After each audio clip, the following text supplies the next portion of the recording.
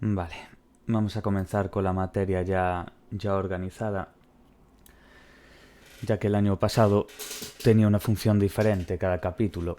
Entonces fueron quitando algunos, poniendo otros y los fui reorganizando. Ya los pusiera en Patreon y demás, pero bueno, ahora vamos a empezar con las lecturas. Así que empezamos por aquí, por el volumen 1, bueno, en el volumen 1 el capítulo 2, el de conceptos y modelos en psicopatología. Para los que no lo sepáis, lo tenéis puesto dentro de Alfa, vamos, del curso virtual y demás, ya os ponen un cuadro con los capítulos que son, los que no son y demás, porque te salta de volumen 1 al 2, entonces no penséis que solamente es todo en el volumen 1 y lleva un orden. No, te coge el capítulo 2, después el capítulo 3, después te pasa al 15, después te va haciendo así, ¿vale? Entonces ya lo tengo todo puesto en orden para que la lectura ya sea mucho más fácil. Así que vale, vamos a eso, el capítulo 2 del volumen 1. Conceptos y modelos en psicopatología. Introducción, precisiones conceptuales. En el conocimiento y la praxis científicos se reconocen el nivel teórico, el experimental y el técnico. En el nivel teórico se manejan símbolos cuyos medios de trabajo son conceptuales, como el razonamiento, la imaginación y la memoria y sus productos, definiciones, clasificación, etc. También se dispone de medios materiales para aumentar la eficacia de la actividad intelectual: papel, lápiz, libros, ordenador. Los criterios y modelos en psicopatología son herramientas conceptuales. Un criterio es una norma o propiedad que guía el conocimiento y delimita el objeto. Para ello hay que identificar los datos que poseen valor explicativo y ordenarlos. Quedémonos bien con este concepto de criterio de anormalidad. Conjunto de normas que designan las propiedades sobre cuya base se puede categorizar a una persona como psicopatológica, ¿vale? Eso sería el criterio de anormalidad. Ya cuando viene en negrita y en recuadro ya te da la señal de que tiene un grado de relevancia. Pero bueno, criterio de anormalidad, quedémonos con eso. Luego, un modelo, importante. Un modelo es una forma global de ordenar o conceptualizar el área de estudio. Sirve de orientación para explicar la conducta, investigar e interpretar. Difiere en una teoría en que es mucho más amplio. Los modelos en psicopatología pueden ser un modo de concebir la psicopatología como ciencia diferenciada, incluyendo la definición del objeto y los procederes técnicos y metodológicos adecuados. Por ello, se habla de escuelas de la psicopatología, y encontramos en los modelos influencias de varias escuelas de pensamiento. Se hace énfasis en determinadas ideas, áreas de trabajo y métodos de análisis. Analogías, donde se toman conceptos de otros campos y se aplican a la psicopatología. Por ejemplo, modelos animales, modelos de condicionamiento o modelos de provocación experimental de experiencias anormales, alucinaciones, delirios. Los modelos constituyen un modo de representación de la realidad que se quiere conocer, que ayudan a seleccionar los hechos relevantes y reproducir algunas de sus propiedades, por lo que son parciales y selectivos. Un paradigma o paradigmas que cubren contenidos idénticos a los que se incluyen en el modelo, como por ejemplo modelo o paradigma de aprendizaje, modelo o paradigma social, modelo o paradigma cognitivo, etc. ¿Qué sería el término de paradigma? ¿Qué acepción? Que tiene varias, de hecho. Pues paradigma como metáfora de la realidad, ya que contiene supuestos no susceptibles de verificación empírica.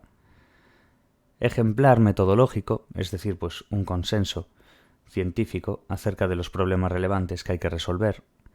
Un asiento institucional de la comunidad científica, es decir, hábitos y reglas tácitas de su actuación. Entonces quedemos bien con todos estos conceptos que vamos viendo, de criterio de anormalidad, el modelo, de esa forma global de ordenar o conceptualizar el área de estudio, como fuimos viendo aquí, analogías, paradigma, y dentro del paradigma quedémonos bien con estas varias acepciones que fuimos dando, estas tres de aquí.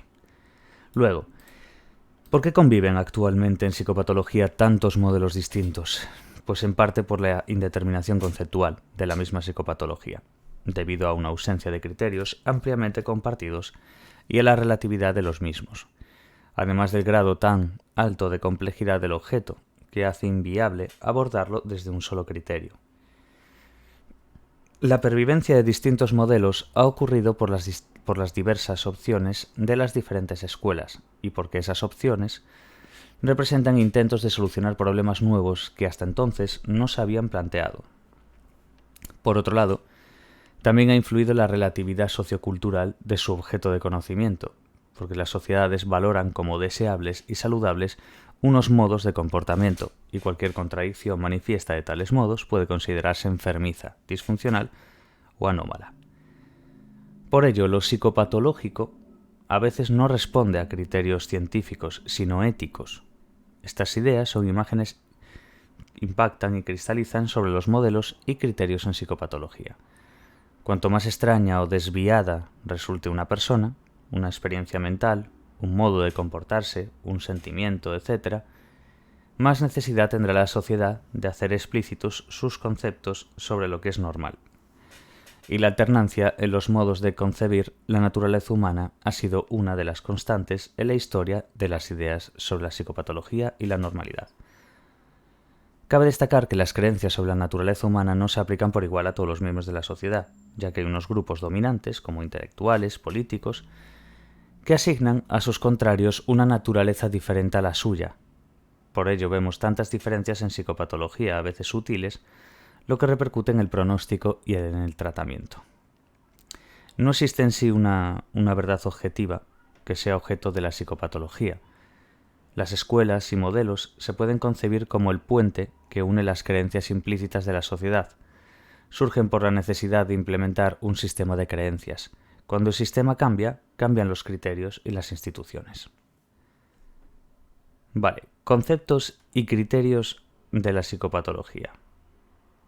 Como fuimos mirando aquí, con esta pequeña introducción de las precisiones conceptuales, nos pasaríamos a esta parte, es bastante importante además, de conceptos y criterios de psicopatología. Lo que sería el criterio estadístico, que comenzamos con el siglo XIX, donde se recurrió a la cuantificación de los datos psicológicos a través de la estadística, fundamentalmente. En psicopatología, la estadística es un criterio definitorio del objeto y adquirió rango de concepto, cuya máxima ejemplificación se encuentra en el criterio estadístico de la psicopatología. Se pueden medir hechos psicológicos complejos, personalidad, valores, normas, motivos, creencias. El postulado central del criterio estadístico es el de que las variables que definen psicológicamente a una persona poseen una distribución normal en la población general. Psicopatológico sería todo lo que se desvía de la normalidad, y es poco frecuente, fuera de la distribución normal de la población de referencia. Por ejemplo, hiperactividad o hipoactividad como comportamiento motor alterado. Aunque infrecuente, no significa psicopatológico. Por ello se requiere adoptar un supuesto adicional al de frecuencia para la definición de las psicopatologías, el de la continuidad y dimensionalidad, según el cual los elementos constitutivos de las psicopatologías también están presentes en la normalidad. Si bien constituyen una exacerbación, por exceso o por defecto, las diferencias entre lo normal y lo patológico son de naturaleza cuantitativa de grado. Cuando la psicopatología se rige por un criterio estadístico, emplea el término anormalidad.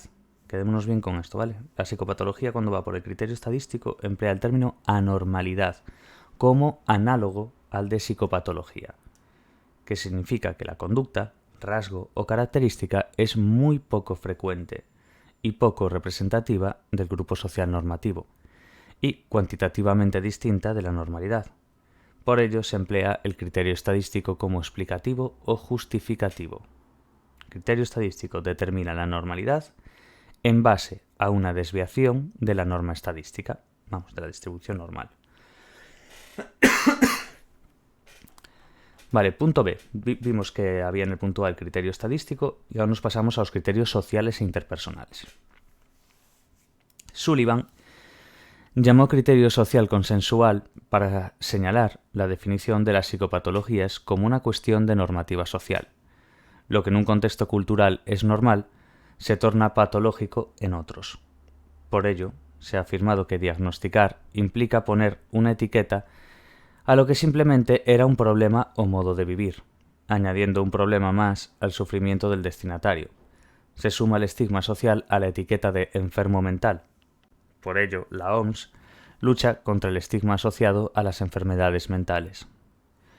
No nos queda más que admitir que las normas sobre las que catalogamos a una persona como anormal existen en nuestras mentes, pero no por ello hemos de negar su existencia, sino que hay que profundizar en estas normas y supuestos para evitar que la actividad clínica se deje llevar por prejuicios y falsa moral, de manera que se ayude a la persona con una psicopatología a incorporarse al contexto social al que tiene derecho a pertenecer. Muchas veces la adecuación a un rol social y personal deseable constituye el marco referencial imprescindible para la catalogación de normalidad. Conseguir restaurar la capacidad de adaptación social suele ser objetivo fundamental de muchas estrategias de tratamiento psicológico. ¿En qué consiste la adaptación social? Pues no siempre es fácil determinarlo. Suponer que adaptación es sinónimo de salud mental puede llevar a graves errores. Difícilmente podemos admitir que en todos los casos de adaptación social, entendida como el cumplimiento acrítico de las leyes y normas, constituya un criterio de salud mental. Así que la definición de qué significa adaptación social presenta tantos problemas como la de psicopatología y no es el criterio por excelencia para delimitar las psicopatologías. La existencia de condicionantes situacionales puede ser responsable de la aparición de psicopatologías. Aquí el individuo es un mero actor, una marioneta sometida a contingencias ambientales donde la sociedad le ha adjudicado un papel. Si ese papel no es bueno, pues la responsabilidad es de la sociedad, pero sustraer de la naturaleza humana la autodeterminación y la racionalidad convertiría a la persona en alienada.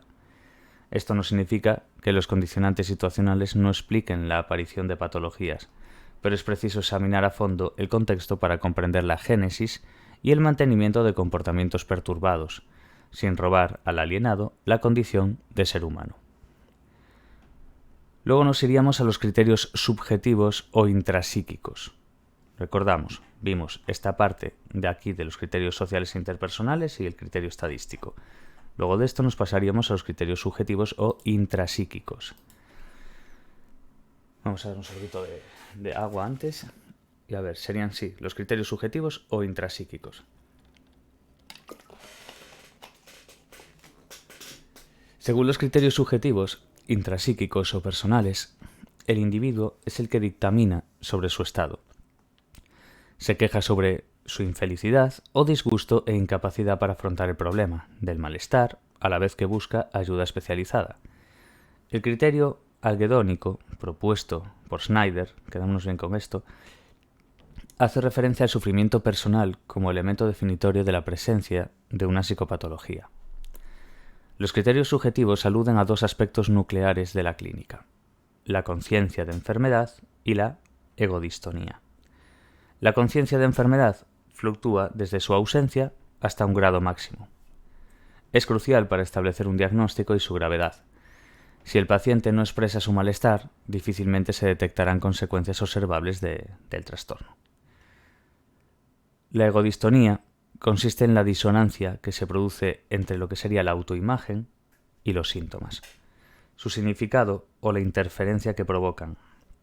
Cuanto más egodistónico es un trastorno, mayor sería la conciencia de éste. La baja conciencia del trastorno repercute en el diagnóstico y en el tratamiento, así como en la respuesta al mismo. Los elementos subjetivos son un elemento central a través del que se hace evidente una psicopatología. Los pacientes no siempre son conscientes de sus problemas e incapacidades. Por ejemplo, en fases de un trastorno psicótico, en estados disociativos, trastornos de la conducta alimentaria o trastornos de la personalidad. En cuanto a la egodistonía, no siempre los síntomas y las consecuencias resultan disonantes para la persona. Por ejemplo, anorexia nerviosa, trastorno de la personalidad obsesivo-compulsiva. Pero no todo el que manifiesta infelicidad, angustia o problemas sociales presenta en sí una psicopatología. Vamos, ni una cosa ni la otra, vamos. Por lo que estos criterios son insuficientes. Así que tanto si se da el autorreconocimiento del problema como si no, la información proporcionada por la persona sobre su estado es una fuente de datos irrenunciable e imprescindible.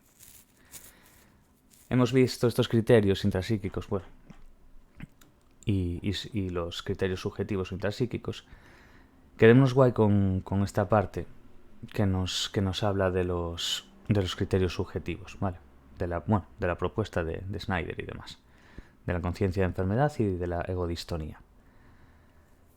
Luego nos pasaríamos a los criterios biológicos, que imagino que ya sabemos un poquillo de esto por todo lo que fuimos dando de psicobiología y de muchas cosas. Entonces, vamos a ver, los criterios biológicos se basan en que las diferentes psicopatologías son fundamentalmente la expresión de alteraciones y o disfunciones en el modo normal del funcionamiento de estructuras biológicas o los procesos en los que se sustentan. Las causas pueden ser agentes patógenos, prefijo dis, carencia de elementos constituyentes, prefijo a, o por una ruptura en el equilibrio de los procesos, elementos o estructuras, como los prefijos hiper o hipo. Si la explicación última es una etiología orgánica, se hablará de enfermedad mental. Importante esto, ¿vale? Si la explicación última es una etiología orgánica, se hablará de enfermedad mental. Pero esto no descartaría factores psicológicos y sociales, es decir, no primariamente biológicos, bien en la etiología misma, bien en su mantenimiento, o bien en las consecuencias que la causa orgánica tiene en el funcionamiento psicológico del individuo. Por ejemplo, un delirio o alucinación pueden estar ocasionados por factores biológicos, intoxicación alcohólica, deterioro cerebral, pero no todas las personas padecerán los síntomas con la misma intensidad ni manifestarán el mismo grado de deterioro en su funcionamiento social y personal. Los planos psicológico y biológico son complementarios. El modelo bio-psico-social reconoce la complementariedad necesaria e inevitable de esos tres aspectos para la explicación de la naturaleza humana, sus alteraciones y enfermedades. En la misma línea, la biología de sistemas asume los modelos de redes, ya que los síntomas de una enfermedad están conectados entre sí de forma causal, a través de una amplia variedad de mecanismos biológicos, psicológicos y sociales. Si esas relaciones causales no son potentes y estables, los síntomas pueden provocar un alto grado de retroalimentación que los hace autónomos. Vale, vámonos a la E, que serían los criterios de psicopatología. Las conclusiones que vemos aquí. Esto está muy bien. Uno de los objetivos de nuestra disciplina es delimitar el peso relativo de cada criterio para clasificar, explicar y o predecir. Optar por un solo criterio significa elegir un modelo en detrimento de otros. Los postulados en los que nos podemos basar para catalogar un modo de pensar, actuar o sentir como anormal son: no hay criterio que aisladamente sea suficiente, no hay comportamiento, sentimiento o actividad mental que por sí mismo sea psicopatológico, hay que apelar a muchos condicionantes contextuales y examinar la posible utilidad adaptativa y estratégica, a la vez que se han de observar las ganancias secundarias, tácitas o explícitas, que la persona o sus allegados exhiben o la sociedad obtiene. Las psicopatologías son un obstáculo para el desarrollo individual y social, además de para el grupo social cercano. Las psicopatologías impiden llegar a niveles óptimos de desarrollo social, afectivo, intelectual y o físico. Los elementos que definen una psicopatología no difieren de los que definen la normalidad, más que en términos de grado, extensión y repercusiones. Habrá que adoptar criterios dimensionales en lugar de categoriales. 6. Una psicopatología no conlleva necesariamente a ausencia de salud mental. Hay anomalías corrientes en la vida que también son objeto de estudio en psicopatología, lo que sirve de ayuda para entender el funcionamiento de otros procesos y actividades anómalos, por ejemplo, pérdidas de memoria, fenómenos hipnagónicos, experiencias alucinatorias, etc. Ya se me seca la garganta. 7. La salud no es solo ausencia de enfermedad, sino presencia de bienestar. Es un estado que permite el desarrollo óptimo físico, intelectual y afectivo del sujeto en la medida en que no perturbe el desarrollo de sus semejantes. La salud mental no es un concepto monolítico. Parámetros como autonomía funcional, percepción correcta de la realidad, adaptación eficaz y respuesta competente a las demandas del entorno, relaciones interpersonales adecuadas, percepción de autoeficacia, buen autoconcepto, estrategias adecuadas para afrontar el estrés y desarrollarse intelectual, social y emocionalmente, etc., constituyen aspectos en los que hay que fijarse cuando se debe diagnosticar o calificar el grado de salud mental de una persona. El estado de bienestar se define como la capacidad que permite a las personas reconocer sus habilidades y capacidades para hacer frente a los estresores normales de la vida, trabajar de forma productiva y contribuir a su comunidad, por lo que la salud mental también se refiere a mejorar la competencia de los individuos y comunidades para alcanzar sus objetivos. No hay grupo o colectividad inmune a los trastornos mentales, pero ciertos grupos tienen mayor riesgo: pobreza, desempleo, baja escolarización, violencia, migrantes, refugiados, indígenas, ancianos abandonados. Los ámbitos mental, físico y social están íntimamente imbricados en mutua interdependencia, como ya sabemos. Vale, punto 3. Los modelos de la psicopatología. La proliferación de modelos refleja una realidad más ficticia que real, ya que algunos se limitan a destacar algunos aspectos de los fenómenos psicopatológicos, más que a constituir un sistema original y propio sobre las psicopatologías. Por ejemplo, los modelos humanistas y existenciales se limitan a criticar a otros modelos biomédico, conductual, o a enfatizar ciertos aspectos que no se contemplan en tales modos, como los conceptos. Así se han argumentado problemas relativos a la eficacia de las técnicas terapéuticas derivadas de ellos. Pero es importante el valor de denunciar los aspectos críticos de los modelos dominantes, como factores psicosociales, el estigma asociado a las enfermedades mentales, etc. Las tres grandes orientaciones teóricas actuales son la biomédica, la conductual y la cognitiva. Muy importante esto, ¿vale? Tres grandes orientaciones teóricas actuales son biomédica, conductual y cognitiva. Cuando recalco un poco lo importante, aunque no aparezca en negrita, es, bueno, como ya explico en otras materias, es porque voy haciendo las autoevaluaciones o las preguntas por temas o los exámenes y al subirlos a Patreon y demás me doy cuenta de dónde inciden un poquito más. Entonces por eso de vez en cuando si os recalco algo es porque suele ser relevante. Quizás justo eso que digo pues no entra en ese examen, pero sí que ha entrado en varios y que tiene más importancia, vamos. No nos quedamos con estos, los modelos de psicopatología. Hay tres grandes orientaciones teóricas. Entonces son la biomédica, la conductual y la cognitiva. Vamos con el modelo biomédico, también llamado biológico, fisiológico o neurofisiológico, ¿vale?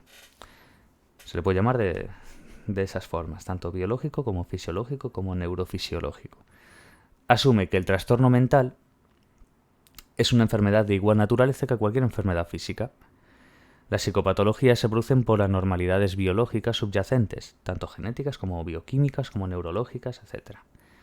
Entonces, el inicio de la psicopatología se vincula al desarrollo de la medicina y los saberes científicos asociados, como puede ser la biología, la bioquímica, la genética, etc. La influencia del modelo médico en psicopatología se asocia al desarrollo de drogas psicotrópicas que mostraron eficacia para tratar trastornos mentales, como pueden ser ansiolíticos, antidepresivos, antipsicóticos y otros. Cambiaron la imagen del tratamiento de la enfermedad mental, no siempre a mejor. Bueno, vemos aquí de hecho en un cuadro que vamos a ir mirando dentro de los modelos. Vemos aquí conductista, cognitivo, macrosocial, microsocial, luego modelos de aquí también, enfermedad, constitucional, psicodinámico y evolucionista.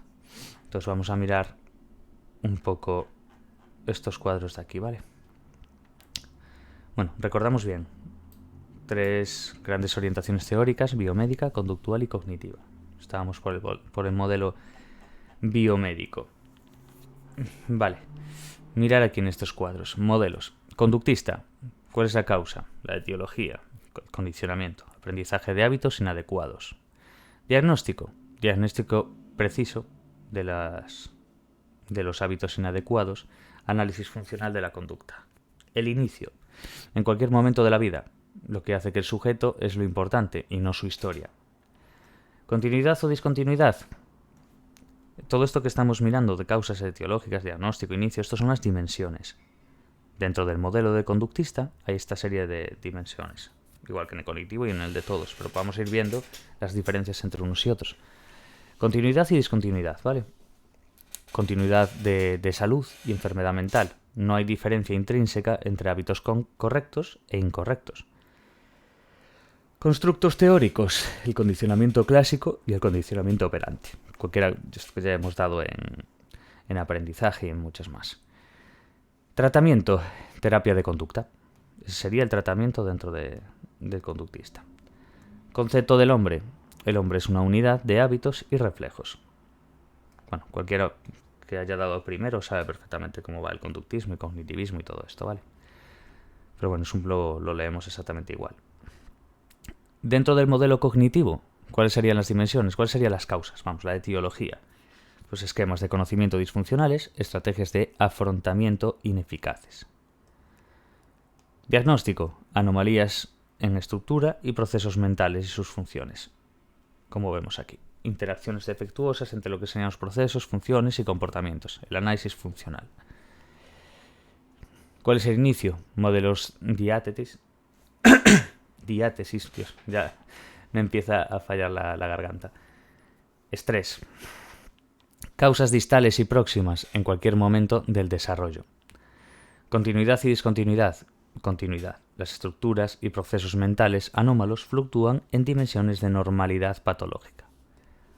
Bueno, patología más bien, en normalidad patología. Constructos teóricos, sesgos, esquemas, creencias, expectativas, estrategias de control, procesamiento. Consciente y no consciente, vamos, modelado. Tratamiento, terapias cognitivas, incluyendo psicoeducación, individual o grupal. Concepto del hombre, la mente humana es un sistema físico que procesa información. Vamos, el cognitivo de toda la vida, que ya sabemos más que de sobras. Vale, en el modelo macrosocial, ¿cuáles serían las causas? Desintegración o conflictos sociales.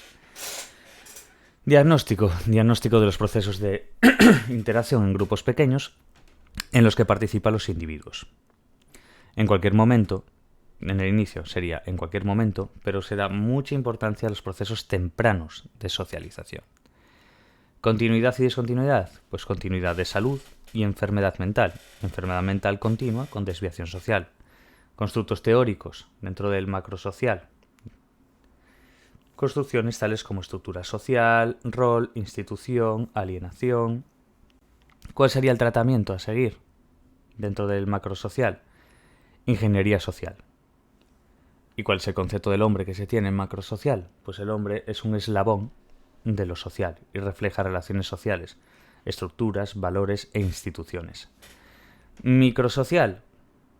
¿Cuáles serían las causas de microsocial? Relaciones interpersonales y comunicaciones alteradas en los grupos pequeños. Diagnóstico de los procesos de interacción en grupos pequeños en los que participan los individuos. Inicio, en cualquier momento, pero las relaciones familiares tempranas son importantes. Continuidad, lo mismo que en el otro, como podéis ver, pero en este caso de las relaciones familiares tempranas y demás. Continuidad y discontinuidad, pues la continuidad de salud y enfermedad mental. Los pequeños grupos anómalos son continuos con los normales. Constructos teóricos, construcciones tales como roles, guiadas y canales de comunicación. ¿Cuál sería el tratamiento dentro del microsocial? Pues psicoterapia de grupo. ¿Cuál es el concepto del hombre que se tiene en microsocial? El hombre es un eslabón en procesos dinámicos de grupo, tales como las relaciones familiares. Vale. Ahora vamos a mirar dentro de estos modelos, lo mismo que en el cuadro anterior, de modelos y dimensiones. Vemos la enfermedad. En modelos en enfermedad, la dimensión, ¿cuál es la causa? La etiología. Somáticas, localizadas o sistémicas. Los síntomas mentales son epifenómenos. Diagnóstico, importancia de la clasificación en categorías nosológicas, en enfermedades. Inicio, en cualquier momento de la vida, extrínseco a la evolución de la personalidad. Continuidad y discontinuidad, discontinuidad de la enfermedad y salud mental. Constructo teórico, enfermedad, morbus, proceso de enfermedad. Tratamiento, somático, principalmente drogas, pero también TC y neurocirugía. Concepto del hombre. El hombre es una compleja máquina físico-química en la que algunos componentes pueden tomarse defectuosos, estropearse. Ahora, dentro de los modelos constitucional, discrasia en este caso, somático, organísmico, la totalidad de la constitución biológica. Diagnóstico, diagnóstico de somatotipo y temperamento. Inicio, innato, intrínseco a la evolución de la personalidad. Continuidad y discontinuidad, continuidad de la salud y enfermedad mental, aunque se puede establecer puntos de corte. Constructos teóricos, temperamento y biotipos. Tratamiento, custodial y sintomático. Concepto del hombre. El hombre es un organismo biopsicológico en el que las funciones son un todo. Psicodinámico. ¿Cuáles son las causas del psicodinámico? Conflictos psicológicos inconscientes. Diagnóstico. Dentro del psicodinámico. Diagnósticos de fuerzas psicodinámicas inconscientes, biográficas. Inicio. Experiencias tempranas que causan conflictos inconscientes. Continuidad y discontinuidad. Continuidad, alteraciones emocionales leves, son continuos neurosis, psicosis. Constructos teóricos, aparatos y mecanismos psicológicos, yo, ello, superyo, etc. Bueno, como ya sabemos de la psicodinámica. Tratamiento, psicoanálisis. Concepto, pues el hombre está motivado por fuerzas irracionales en conflictos con otras y con las normas sociales. Conocemos un poco de Freud y demás, ya sabemos. Evolucionista, ontogénico. ¿Cuál sería la causa, la etiología? Detención del proceso o maduración o regresión a una etapa temprana más primitiva. ¿Cuál sería el diagnóstico? Diagnóstico del nivel de evolución ontogénica. ¿Cuál es el inicio? La evolución se para en una determinada etapa o a una regresión hacia una anterior primitiva. Continuidad y discontinuidad. Continuidad de salud y enfermedad mental, aunque pueda haber discontinuidad entre las etapas de desarrollo o evolución. Constructos teóricos. Construcciones ontogénicas, tales como diferenciación, integración, y el tratamiento en sí del evolucionista es educación reparadora. Y en cuanto al concepto del hombre, el hombre es un organismo en desarrollo pasando de un nivel elemental a uno más complejo. Vale, vamos a mirar ahora las bases de la psicopatología. Bueno, no sé el tiempo que llevo, pero le voy dando hasta que vea que me queda sin voz. Vale.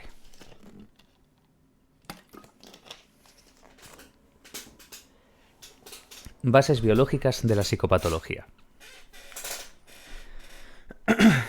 Se presume que una alteración estructural o funcional del cerebro es la causa primaria de las psicopatologías, anatómicas o bioquímicas, adquiridas o innatas, vinculadas a la genética, metabolismo, infección, alergia, tumor, trastorno cardiovascular, trauma físico, estrés, etc. Bush, 1962, muy importante esta parte, nos dice que se distinguen tres tipos de enfermedad según sus mecanismos causales primarios. Las puede haber infecciosas, por ejemplo una pulmonía, una hepatitis, sistémicas, como puede ser la diabetes, o traumáticas, como puede ser una fractura o una ingestión de tóxicos. El interés por la concepción sistémica se intensificó en los años 50 y se reforzó por el descubrimiento de neurotransmisores como la noradrenalina, serotonina y de fármacos psicoactivos. Las psicopatologías se concebían como resultado de problemas neurobioquímicos, teorías del desequilibrio bioquímico. Actualmente existe gran evidencia de que muchas sustancias bioquímicas intervienen en muchos trastornos mentales y del comportamiento, si bien no son los únicos factores causantes ni los más importantes en muchos casos. Por ejemplo, la actividad insuficiente del ácido gamma-aminobutírico, el GABA, en el caso de los trastornos de ansiedad o el exceso de actividad dopaminérgica en la esquizofrenia, o los déficits en la actividad de catecolaminas y serotonina en la depresión. También los desequilibrios del sistema serotoninérgico en el trastorno obsesivo-compulsivo. Veis realmente cómo es muy interesante esta parte, fuera de que se dé en psicopatología y demás. La parte que nos habla de esta concepción sistémica y demás, cuando se intensificó en los años 50, que nos habla de los neurotransmisores, las psicopatologías se concebían como resultado de problemas neurobioquímicos, plan, lo que sería la teoría del desequilibrio bioquímico. Es importante quedarse con esto, sobre todo en los años 50, Bush, todo esto, ¿vale? De la concepción sistémica en este caso. Y vemos como esta parte que nos habla de, por ejemplo, la actividad insuficiente del GABA, esa actividad insuficiente, en el caso de los trastornos de ansiedad, por ejemplo. Luego, el exceso de actividad de dopamina en la esquizofrenia. Luego, un déficit, en este caso, de catecolaminas o serotonina en la depresión. Y después unos desequilibrios del sistema serotoninérgico en el trastorno obsesivo-compulsivo. ¿Veis como en uno son déficits, en otro es una actividad insuficiente, en otro menos y en otra más? Y en otra es un exceso de dopamina, como por ejemplo en la esquizofrenia. Es muy interesante esto porque ves mucho como personas que ya tienen una cierta predisposición genética a tener ciertos trastornos y demás. Además de muchos otros factores, pero bueno, ahora simplemente estamos con estos, ¿no? Y vemos, por ejemplo, en este desequilibrio del sistema serotoninérgico en el TOC. Luego, la corea de Huntington. Es un trastorno, bueno, ya también lo conoceremos, pero bueno, la leemos igual. Es un trastorno degenerativo con profundas crisis emocionales, delirios, ideas de suicidio, movimientos motores involuntarios, cuyo factor responsable es la pérdida de neuronas en los ganglios basales.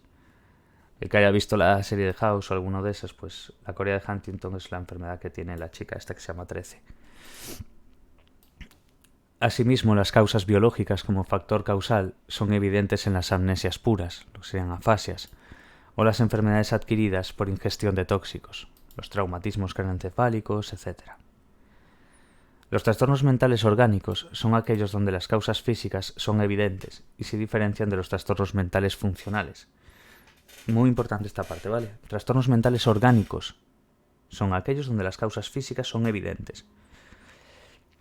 ¿Y en qué se diferencian con los trastornos mentales funcionales? Pues que los trastornos mentales funcionales son en los que no hay una evidencia de una alteración orgánica o los datos pues no son suficientes o relevantes para poder explicarlo desde una base biológica, ¿vale? Entonces quedémonos con estos. Trastornos mentales orgánicos son evidentes, causas físicas evidentes. Sin embargo, los trastornos mentales funcionales no hay una evidencia de alteración orgánica o unos datos relevantes, suficientes y demás para explicarlo desde un punto de vista biológico. Algunos trastornos ocurren con relativa mayor frecuencia en una familia en comparación a la población general, por lo que se considera que hay una predisposición genética, que dije yo antes. Se habla de las bases genéticas de la esquizofrenia, la depresión, la manía, el Alzheimer, intentando averiguar si se trata de genes dominantes o recesivos. También se ha enfatizado sobre los grupos de riesgo, observando casos de parientes biológicos de un paciente con una patología específica, por si presentasen el mismo trastorno o similar por la sintomatología, ¿vale? El proyecto sobre el genoma humano International Human Genome Sequencing Consortium, que es el del 2001, el proyecto del genoma humano, permitirá identificar las influencias que determinados genes y secuencias genéticas tienen sobre el desarrollo de ciertas patologías. Aunque es un trabajo largo y lento por la inmensa cantidad de genes y posibles fenotipos y manifestaciones psicopatológicas, los efectos aislados de los genes son escasos y no se conocen las mutuas influencias entre ambiente y estructura genética, por lo que en el futuro se investigará sobre genómica funcional, analizando trayectorias y conexiones entre lo que serían los genes y el comportamiento, de arriba abajo, genómica conductual y de abajo arriba, a nivel molecular biológico celular, de lo general a lo particular. Vale, esta parte que hemos dado, que son las bases biológicas de la psicopatología, nos hace después llegar a postulados del modelo biomédico. Esto es importante. A ver, todo es importante, pero bueno. Aquí lo que es importante es que hay partes en las que las lees, que es un modo historia, así que está muy bien, y que vas deduciendo, y luego hay mucho concepto. Entonces, esta parte, por ejemplo, es de concepto, postulados del modelo biomédico. Entonces, aunque sea un poco coñazo a veces y demás, intentar leerlo varias veces y pillarle un poco de sentido. Más que chaparlo, porque el examen aún queda mucho para él. Y si te lo pones ahora como a medio chapar, no te vas a acordar. Es mejor encontrarle como algo de sentido, incluso hacer como un pequeño esquema o ir escribiendo, cada uno su forma. Vale. El modelo biomédico se fundamenta en los siguientes conceptos. Signo, ¿qué significa? Indicador objetivo de un proceso orgánico anómalo. Un ejemplo de signo. ¿Cuál es el signo de esto? Fiebre. Quedémonos con eso, ¿vale? Es muy importante los ejemplos. Nos sirve mucho para entender la parte en la que se coge esta acepción o este concepto, ¿vale? Signo, indicador objetivo de un proceso orgánico anómalo. Por ejemplo, este paciente, pues, ¿qué tiene? Fiebre. Fiebre es signo, ¿vale? Síntoma. El síntoma es un indicador subjetivo de un proceso orgánico o funcional. Ejemplo, sensación de tener fiebre.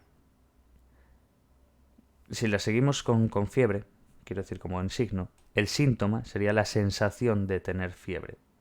Es el indicador subjetivo de ese proceso orgánico que está pasando, o funcional. En este caso, pues la sensación de tener fiebre es la unidad mínima descriptible en psicopatología. Hay primarios, rectores, nucleares o patonómicos, que orientan hacia un diagnóstico determinado, y secundarios que no cumplen los criterios etiológicos o descriptivos de la entidad nosológica en la que se han identificado. Entonces, sensación de tener fiebre. Síntomas es la unidad mínima descriptible en psicopatología. Síndrome. El síndrome es un conjunto de signos. ¿Ves aquí? Signo. Pues cuando dicen el síndrome de X, el que sea, de Guillain-Barré, bueno, el síndrome de que sea.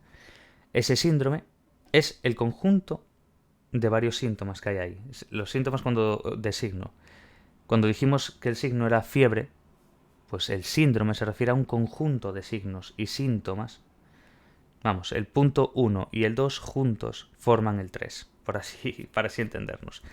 Signo, fiebre, síntoma, sensación de tener fiebre. ¿Qué sería el síndrome entonces? El conjunto de signos y síntomas juntos.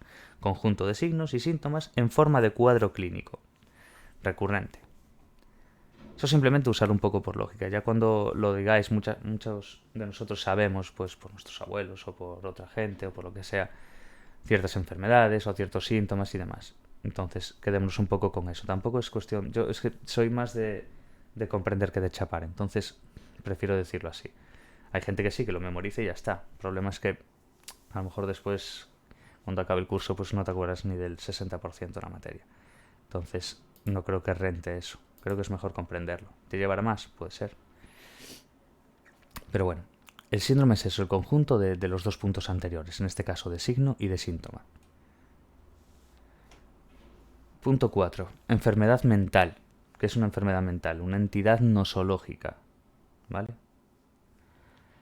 Estructura totalizante en la que adquieren sentido los fenómenos particulares que dota de recursos explicativos al médico para comprender los factores etiológicos del trastorno, hasta la validez del pronóstico, aumentando la eficacia del tratamiento, no agota en ningún caso el nivel explicativo de los trastornos mentales. Eso es la enfermedad mental. Luego, discontinuidad entre lo normal y lo anormal. El trastorno mental se clasifica y diagnostica sobre la base de criterios categoriales. Cada enfermedad mental constituye una entidad clínica, una nosológica, vamos. Discreta, con características clínicas, una sintomatología. Etiología, curso, pronóstico, tratamiento específico. Cada categoría clínica se diferencia cualitativamente de las demás enfermedades mentales y de lo no clínico. Son reflejo de esta orientación médica los sistemas de clasificación categorial de la APA y de la OMS. Muy importante esto, ¿vale? Cabe destacar que la concepción dimensional de la psicopatología posee un punto de vista más enraizado en la tradición psicológica, donde la diferencia entre lo normal y lo patológico es una cuestión de grado y no de discontinuidad. Vale. Luego de haber dado los postulados del modelo biomédico que acabamos de ver ahora, nos pasaríamos a la evaluación del modelo biomédico. El modelo biomédico nos recuerda que los problemas psicológicos pueden tener causas o concomitantes biológicos. Ha desarrollado sofisticadas técnicas gracias a las cuales la investigación sobre aspectos neurofisiológicos de las psicopatologías progresa con rapidez, aportando valiosa información en corto tiempo. Sus tratamientos, farmacología, han proporcionado aportaciones significativas para la terapia, ya sea por ineficacia de las estrategias de intervención o como complementos a esas estrategias. el reduccionismo de creer que toda conducta humana puede explicarse en términos biológicos limita el conocimiento de las psicopatologías. Los procesos biológicos están influenciados por variables psicológicas, intrapsíquicas, sociales y ambientales. Cuando percibimos un evento negativo fuera de nuestro control, la actividad de la noradrenalina o la serotonina desciende, propiciando la aparición de un trastorno depresivo. La vida mental es una interacción de factores biológicos, psicológicos, sociales, culturales, ambientales, por lo que es más importante poder explicar esa interacción que centrarse exclusivamente en un tipo de variables. Aunque el modelo biomédico ha facilitado una comprensión más integrada y holística de los trastornos mentales bajo el paradigma del modelo biopsicosocial, las teorías del modelo biológico a menudo son incompletas y poco concluyentes. Por ejemplo, al realizar estudios con animales, a menudo es difícil generalizar la validez de las conclusiones al comportamiento humano y sus alteraciones. Asimismo, los estudios genealógicos y genéticos están abiertos a sucesivas interpretaciones y reinterpretaciones según avancen las neurociencias. La aceptación rígida de postulados biológicos acarrea los siguientes problemas. Importante esta parte. El aceptar rígidamente estos postulados biológicos nos traería una serie de consecuencias o problemas. Son 3, en este caso. 1. Tiende a considerar al individuo como pasivo, al no ser agente responsable del inicio del trastorno y de su curación. Se convierte en un intermediario entre el médico y la enfermedad, mientras que el papel del médico es activo. Este planteamiento tiene efectos nocivos porque limita la capacidad de decidir asumir un rol activo al paciente en un proceso de recuperación, cuando se sabe que es importante. El trastorno mental tiene una etiología, causa orgánica, pero muchos trastornos psicológicos no obedecen a causas orgánicas, sino que se produce un intercambio constante de causas biológicas, psicológicas y sociales. El diagnóstico se establece sobre los síntomas, criterios de diagnóstico, pero es problemático reducir el diagnóstico a un mero etiquetado. Actualmente se tiende a evitar la implicación de asunciones teóricas, empleándose preferentemente criterios descriptivos, sintomáticos. Deacon, 2013, alude a otros problemas del enfoque. Importante. El fracaso del modelo en ofrecer causas biológicas inequívocas. En el DSM-5 hay falta de marcadores como criterios diagnósticos. También se refiere a la ausencia de innovaciones importantes en farmacoterapia por ausencia de biomarcadores y la escasa validez de las categorías diagnósticas. Se refiere también a la popularidad de teorías estrictamente biologicistas que no se sustentan en datos lo suficientemente importantes y definitorios. Ni los psicofármacos han demostrado una eficacia sólida. El modelo es incapaz de reducir el estigma asociado a las enfermedades mentales. Reducirlo a anormalidades biogenéticas puede aumentar los deseos de distanciarse socialmente de los enfermos, a la vez que refuerza las dudas y preocupaciones sobre la naturaleza crónica e intratable de las enfermedades mentales o sobre la peligrosidad y lo impredecible del comportamiento de los enfermos. Alude también a la falta de innovación en farmacoterapia, asociada a una escasa rentabilidad coste-beneficio, y los pobres resultados asociados con la medicación, en especial antipsicóticos atípicos, estabilizadores de ánimo e inhibidores de la recaptación de serotonina.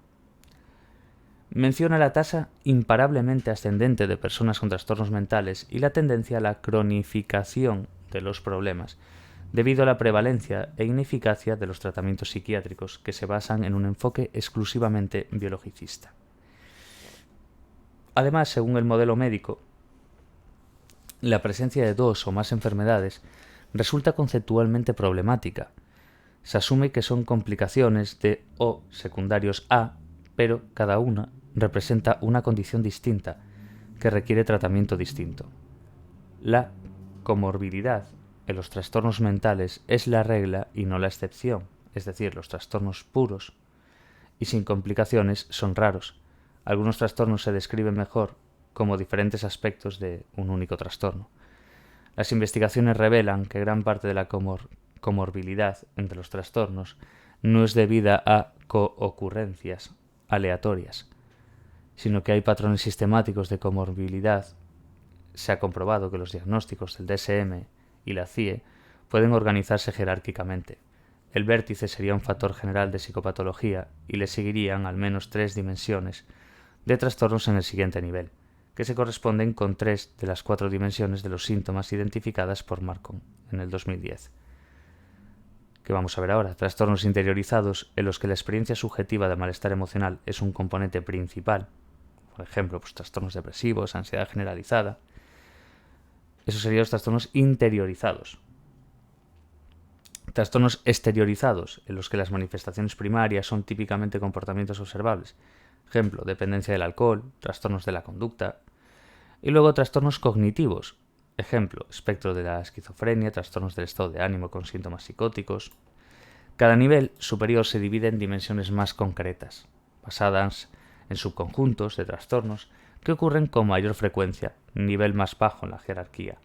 La evidencia de estas dimensiones jerárquicas puede tener importantes implicaciones para comprender, clasificar, tratar y prevenir los trastornos mentales, lo que constituye la base de los enfoques transdiagnósticos. Vemos aquí, propuestas para redefinir el trastorno mental o psiquiátrico, en 2010 de Stein. Hay unos criterios. A. Síndrome o patrón conductual o psicológico que se produce en el individuo particular. B. Las consecuencias del síndrome son malestar clínicamente significativo, por ejemplo, dolor o discapacidad, por ejemplo, deterioro en una o más áreas importantes de funcionamiento.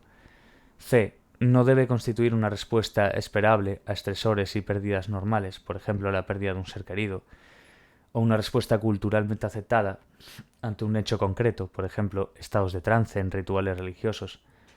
D. El síndrome es el resultado de una disfunción psicobiológica subyacente. Y E. No es el resultado de una desviación social o de conflictos con la sociedad. Otras consideraciones podrían ser, en el apartado F, el síndrome tiene validez diagnóstica sobre la base de diferentes factores de validación, por ejemplo, significado pronóstico, alteración psicobiológica, respuesta al tratamiento. En el apartado G nos dice tiene utilidad clínica, que contribuye a conceptuar mejor el diagnóstico, la evaluación y el tratamiento. H, ninguna definición específica a la perfección los límites precisos para el concepto de trastornos médicos o trastorno mental psiquiátrico. I, los factores de validación del diagnóstico y la utilidad clínica deben ser útiles para distinguir un trastorno del diagnóstico de sus vecinos más cercanos. Y J, cuando se plantea ya sea añadir, ya sea eliminar de la nomenclatura una condición mental psiquiátrica, los beneficios potenciales de hacerlo, por ejemplo, proporcionar una mejor atención a los pacientes, estimular nueva investigación, deben ser superiores a los potenciales daños o inconvenientes, por ejemplo, resultar dañino para individuos concretos, ser susceptible de un mal uso. Entonces un poco el cuadro este es básicamente unas propuestas para volver a definir o redefinir, el trastorno mental o psiquiátrico. Quedémonos con estos criterios de aquí y con estas otras consideraciones. Es una cuestión de leerlo un poco más, pero bueno. Así es como queda la cosa. Vale, vemos ahora aquí, en esta parte, el modelo conductual. ¿Os acordáis que fuimos viendo? Es que es bastante extenso lo que es esta materia, entonces hay que quedarse bien con cada apartado, ¿vale? Mirar aquí, cuando nos quedamos en el modelo biomédico, ¿os acordáis que dimos biomédico, conductual y cognitivo en los modelos de psicopatología? Las 3 grandes orientaciones teóricas, Vimos este biomédico, que acabamos de acabarlo ahora mismo, y luego de este biomédico nos tocaba el conductual, si os acordáis. ¿Veis? El modelo conductual que tenemos por aquí. Vamos a ver, dentro de estas 10, conductual. Vale. Perfecto. Vamos a ponerlo aquí, en el modelo conductual. Lo voy a hacer todo en un vídeo para que...